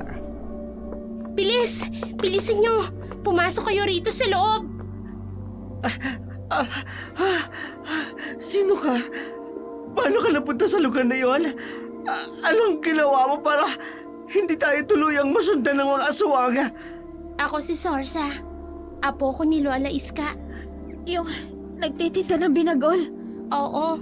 Pero, paano ka napunta doon? Alam mo bang delikadong pumunta sa teritoryo ng mga aswang? Matagal ko na kayong minamanmanan. Hindi lang ako makahanap ng pagkakataon na makausap kayo. Dahil hindi kayo lumalabas ng bahay. Sorsa, Apo, ikaw na ba yan? Sino bang kausap mo? Ha? Kayo? Nabigla ang matanda nang makita si Lilo at Tati na hapong-hapo. Bakas ang pagod at takot. Agad na napatingin si Iska sa apo upang magtanong kung ano ang nangyari at kung bakit nandoon sa kanilang maliit na kubo ang 2 dayo. Tinulungan ko po sila, Lola. Hinahabol po sila ng pamilyang aswang. At muntik na po silang mahuli. Mabuti na lang at mabilis silang tumakbo. At nakarating ako sa tamang oras. Kung hindi, wala nang pag-asang matakasan nila mga aswang na tumutugi sa kanila. Apo, alam mong delikado. Mabuti na lang hindi ka nasaktan. May pangontra po ako, Lola. Saka hindi ako natatakot sa mga aswang. Kahit pa, Apo, pinag-alala mo ko. Sandali lamang po. Matanong ko lang. Ano ho ba talaga kayo? Bakit nagagawa ng apo nyo na hindi matakot sa mga aswang? Isa akong albularyo at si Sorsa ay tinuturoan ko rin upang maging magaling na albularyong katulad ko. Diyos ko, madam. Alam ko, sinusundan pa rin tayo ng aswang. Mamamatay na tayo. Hindi ko hahayaang mangyari yun, Tati. Mauna muna silang mamatay bago tayo. Paano ninyo natakasan ang pamilyang aswang? Wala akong nakikitang anumang pangontrang hawak ninyo. Tinakot ko po silang papatayin ko ang bata sa sinapupunan ko. Madam, hindi ko kinaya yung ginawa mo kanina. Magagawa mo pa talagang patayin ang baby mo. Siyempre hindi Tinakot ko lang sila. Wala na kasi akong naisip na ibang paraan. Napapalibutan na tayo. Mahal ko ang anak ko, Tati. Kahit ano pa ang ama niya. Hindi ikaw ang unang dinala niya rito. Ho? Maraming babae ang dinala niya rito. Ngunit ikaw lang ang bukod tanging nabuntis. Kaloka, madam. Ibig sabihin, hindi ikaw ang unang asawa ni Sir Ramon. Marami kayo. Ano ho bang ginawa nila sa mga nauna sa akin? May nakatakas ho ba? Ikinalulungkot ko, pero wala. Kilala ang pamilya ng asawa mo sa lugar na ito. Matagal nang alam ng baryong sikreto ng pamilyang yan. Pero, bakit hindi po sila kinukuyog ng mga tao? Gaya po ng mga nakikita natin sa mga palabas sa TV at sa mga napapanood namin sa mga YouTube channel, lalo na sa Dark Shadow. Takot ang mga tao.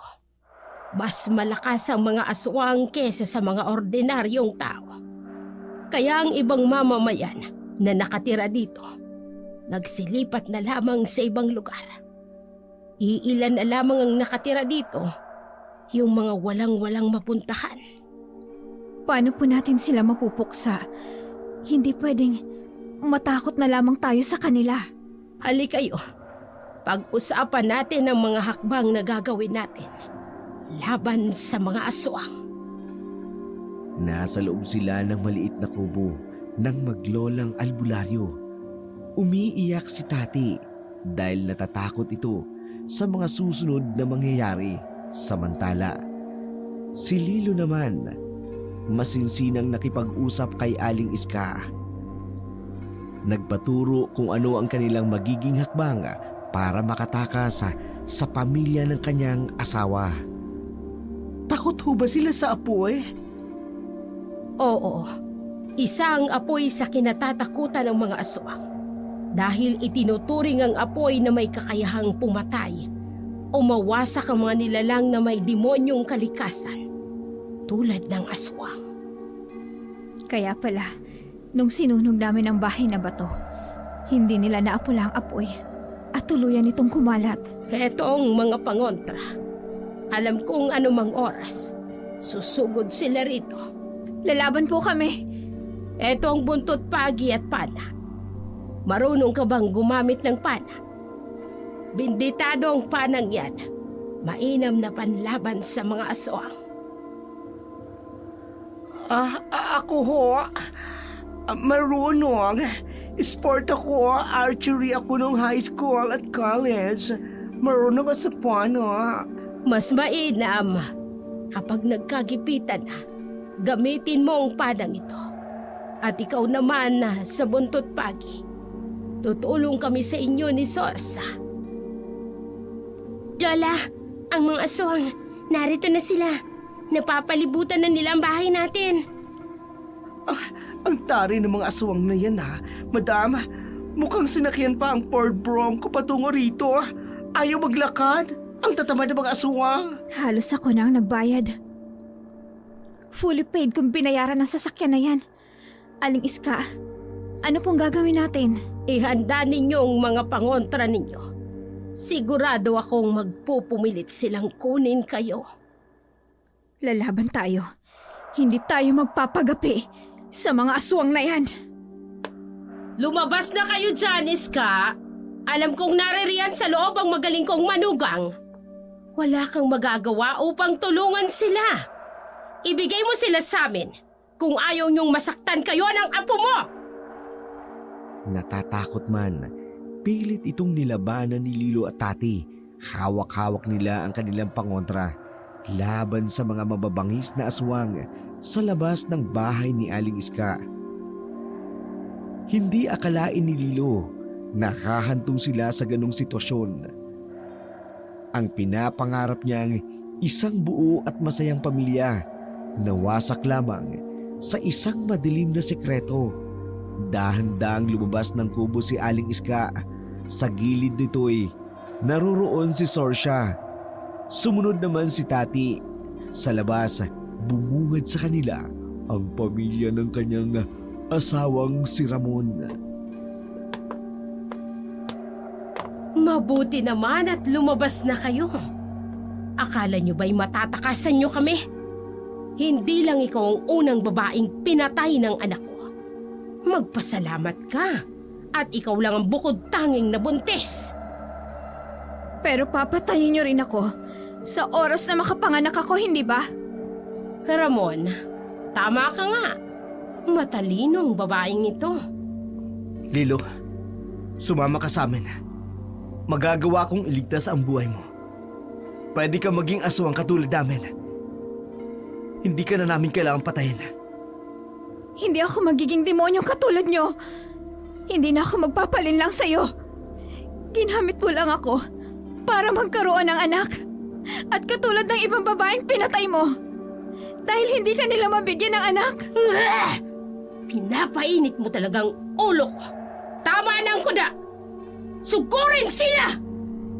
Diyos ko, madam! Susugot na sila, madam! Ihanda ninyo ang inyong mga sarili. Papatayin nila tayo. Kailangan nating lumaban. May isa pang pasugod sa atin! Papalain kita! Katulad ni Cupido!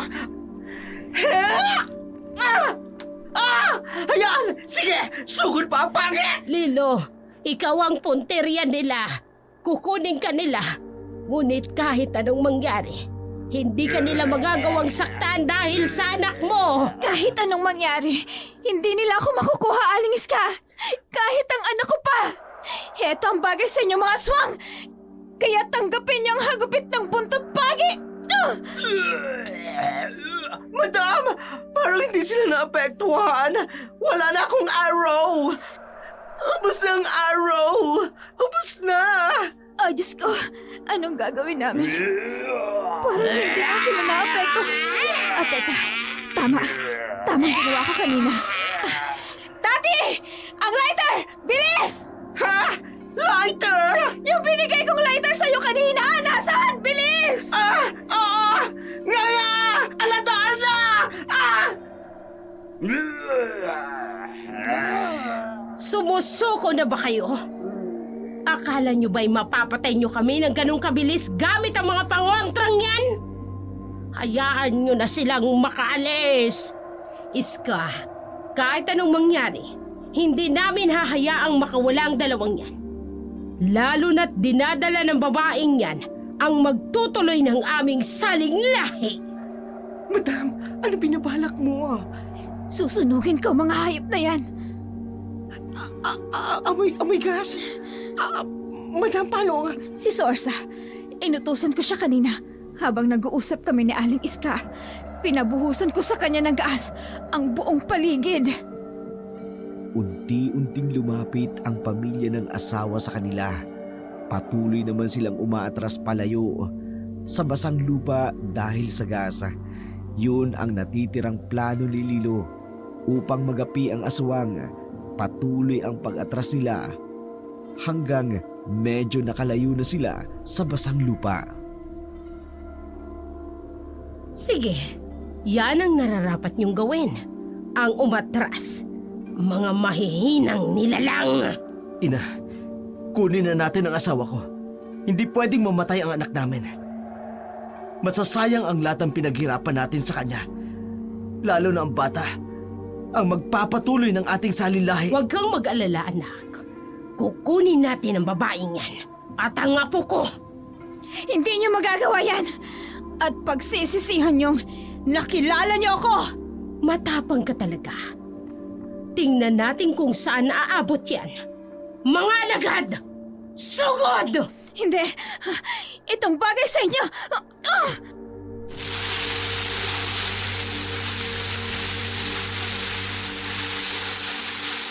Hindi! Apoy! Napapalibutan tayo ng apoy! Paano nangyari yan? Hindi! Magbabayad ka, Lilo! Masusunog tayo!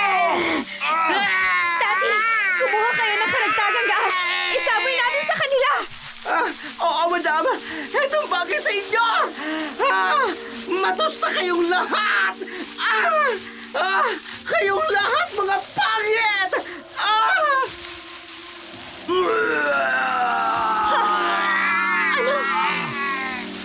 Madam! Si Ramon! Lumunang galing sa natatubog na apoy! Kung mamamatay rin lang naman ang buong angkan ko, isasama kita! Lilo! Bitawan mo ako. Pinagsisisihan ko kung bakit nakilala kita! Isang pagkakamali ang natuklasan mo ang sikreto ko ng aking pamilya! Anong gagawin ko? Sininsisi mo sa kademonyohan ng pamilya mo. Kayupan mo, wala ka bang puso? Minahal kita ng totoo. Pero niloko mo ko at iba pang babaeng nililang mo. Isasama kita sa hukay, Lilo! Tawag ng kalikasan, Lilo. Walang silbi sa akin ang mga naunang babae sa'yo. Hindi ako mabibigyan ng anak. Pasalamat ka. Ikaw ang bukod tangi kong nabuntis. Pero, ikaw pala ang magiging dahilan ng pagkawala ng angkan ko! Bitawan mo leg ko.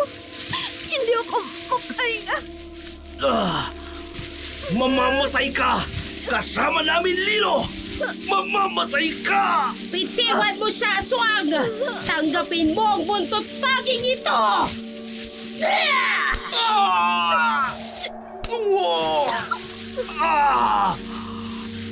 Madam! Kumapit ka sa braso ko! Heto ang gas para sa iyo! At sisilabang ka namin para hindi ka na mabuhay pa! Lilo! Hindi dito magtatapos ang lahat. Mapatay niyo man kaming lahat. Dinadala mo ang anak ko. Itutuloy niya ang lahi namin. Diyos ko. Matusta kayong lahat! Malaya na tayo sa mga aswang! Umiiyak na nakayakap si Lilo kay Tati habang pinagmamasdan ang nasusunog na katawan ni Ramon at ang pamilya nito. Kahit ganun, may lungkot na nararamdaman si Lilo. Minahal niya rin ang kanyang asawa. Masakit man para sa kanya, pero ayaw niyang madamay ang ibang tao sa kasamahan ni Ramon at ayaw niyang may iba pang mabiktima ang mga ito. Madam, aalis na tayo. Ako na lang po magdadrive. Pasalamat na rin tayo sa asawa mong aswang, madam. Kasi dinala niya ang kotse dito. At may masasakyan tayo pag alis. Sige, salamat, Tati. Aalis na kayo. Opo. Maraming salamat nga rin po pala, Aling Iska, sa pagtulong niyo po sa amin. Kasi kung hindi po dahil sa inyo, baka bihag na kami ng pamilya ni Ramon. Kami ang dapat na magpasalamat din sa inyo. Dahil sa lakas ng loob ninyo, ngayon ay wala ng aswang sa lugar na ito. Walang anuman po yun. Madam, ano nangyayari sa inyo? Bakit hawak-hawak niyo ang tiyan niyo? Ang sakit ng tiyan ko, Tati. Ha? Sobrang sakit. Baka manganganak ka na. Tati, ihiga mo siya sa katre. Titignan ko kung anong magagawa ko. Opo, alis ka. Dito, higa. Higa. Tulungan niyo ako. Higa. Namilipit sa sakit ng tiyan si Lilo habang taranta naman si Tati kung ano ang dapat gawin. Tiningnan naman ng matandang albularya kung ano ang magagawa upang matulungan si Lilo. Nang magising si Lilo, payapa na ang kanyang tiyan pero masakit pa rin ang buong katawan. Tati, Madam, Diyos ko, mabuti naman nagising ka na. Sobrang pag-aalala namin sa iyo. Tinugo ka. Akala ko nga mauubusan ka ng dugo eh. ang anak ko. Sabihin mo sa akin, naayos lang ang anak ko. Madam, kasi... Tati, sabihin mo, buhay ang anak ko. Nasa sinapupunan ko pa rin siya, hindi ba? Ikinalulungkot ko, Lilo. Pero wala nang bata. Nakunan ka.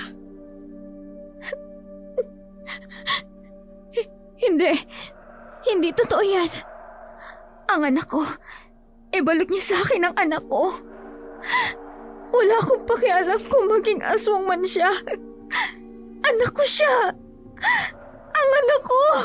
Madam, tama na. Mahina ka pa eh. Baka mabinat ka. Sorry talaga, madam. Pero, nawala ang baby mo. Ang anak ko. Ang anak ko. Ibalik niyo sa akin ang anak ko. Ibalik niyo sa akin ang anak ko. Nadurog ang puso ni Lilo nang malaman niyang nakunan siya. Halos mawalan siya ng malay sa kaiiyaka. Bilang isang ina, napakasakit noon para sa kanya. Sa isang iglap lang, nawala ang pamilya ng kanyang pinapangarap. Matapos ang pangyayaring iyon sa baryo, bumalik sina Tati at Lilo sa Maynila. Ilang araw din nanatili si Lilo sa ospital para sa follow-up na gamutan dahil sa nangyari sa kanya. Madam, aalis ka ba talaga? Babalik naman ako, Tati. Kailangan ko lang talagang makalimot muna. Ipauubaya ko muna sa'yo ang negosyo. Huwag mo tong pababayaan. Pangako, madam. Hindi po. Mas mabuti nga po sigurong manatili ka muna sa Amerika, madam. Baka doon wala ng aswang. Sana nga. Ikaw. Ipagpatuloy mo rin yung therapy mo. Sure, madam. Binabangot pa rin kasi ako sa nangyari sa atin sa baryo na yun. Maraming salamat, Tati. Hindi ka lang magaling na assistant. Isa ka ring mabuting kaibigan. Kahit kailan, hindi mo ako iniwan. Madam naman, napapaya ka po eh. Lilo na lang. Simula ngayon, ikaw na ang best friend ko. Ay, first name basis tayo. I'm so happy and honored to be your best friend, Lilo. Ako na si Stitch. Lilo and Stitch. Baliw! Ano nga palang pasalubong mo pagbalik ko? Pasalubong ko pagbalik mo? Walang hiya ka. Pasalubong ko pagbalik mo. Anong gusto mong pasalubong pagbalik ko? Ay, ka talaga. Syempre dollars. Charing lang. Kahit cloud perfume, okay din sa akin. Or yung perfume ni Ariana Grande. Happy na ako doon.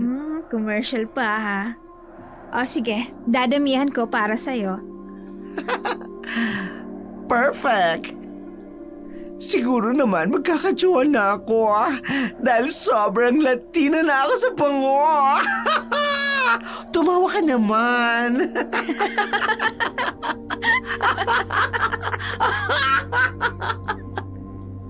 Nanatili ng ilang buwan sa Amerika si Lilo. Pilit niyang kinalilimutan ang trahedyang nangyari sa kanya. Marami ang nagtatanong sa kanya kung anong nangyari sa kanya sa maliit na baryo na yun. Ngunit tikom ang kanyang bibig. Walang nakakaalam bukod sa kanya at kay Tati tungkol sa tunay na nangyari. Si Tati naman, katulad ni Lilo, pilit niya ring ibinabaon sa limot ang malagim na trahedyang nangyari sa kanila ng kanyang boss na kaibigan niya na si Lilo.